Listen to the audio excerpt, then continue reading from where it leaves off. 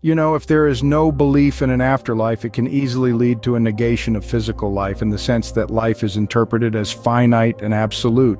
In our exploration of leadership, we now turn to the triad of loss, learning, and life. Triad of loss, learning, and life.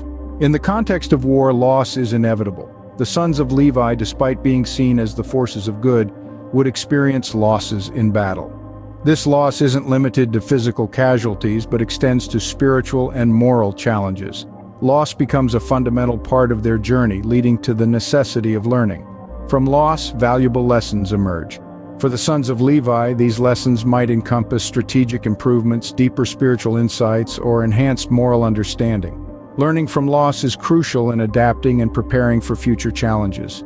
It represents a process of transformation where pain and hardship are converted into wisdom and strength. The insights gained from learning are applied to enrich and preserve life. In the context of the sons of Levi, this means not just surviving, but thriving in their spiritual and moral endeavors. The application of learned lessons leads to a more profound appreciation of life, a greater resilience in the face of adversity, and an enhanced capacity to uphold their values. This enriched life then prepares them to face future losses with greater wisdom, thus continuing the cycle. Leaders must acknowledge and integrate the experience of loss into their leadership practice. Recognizing the impact of loss on their people and themselves, they can develop empathy and a deeper understanding of the human condition. The ultimate goal of leadership in this context is to enhance the life of the community. This means not only physical survival, but also spiritual and moral flourishing. Leaders who learn from loss and apply these lessons create an environment where life, in its fullest sense, is cherished and protected. To explain this in the context of my story, however, I must present some family history so you can understand what I learned from. So please consider a triad of my relatives, my father, my grandfather, and his older brother. Each of these men underwent a spiritual awakening similar to mine, with drastically different results. My father's uncle, as the firstborn son, inherited a spirit from his father.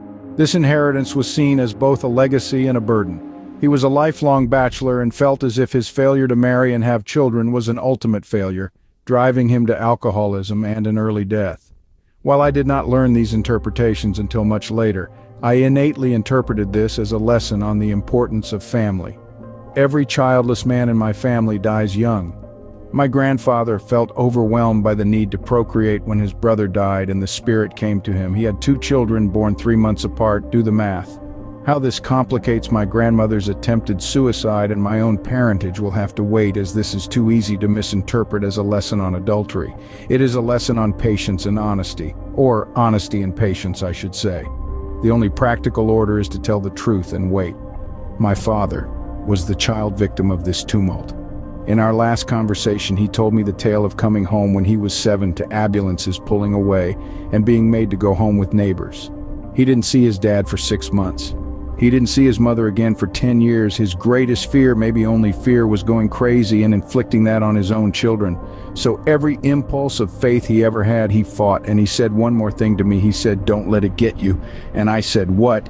I asked him 3 times and he wouldn't tell me anymore. I was so angry. He told me I ruined Father's Day. I'm so glad he called me the next day. He wanted to know if the kids or I was sick, but we were fine, and I told him not to worry. And I said, "Dad, you know I love you, don't you?" And he said, "Yes, I love you too." He still couldn't eat again and died 2 weeks later, but I still tell him I love him every day.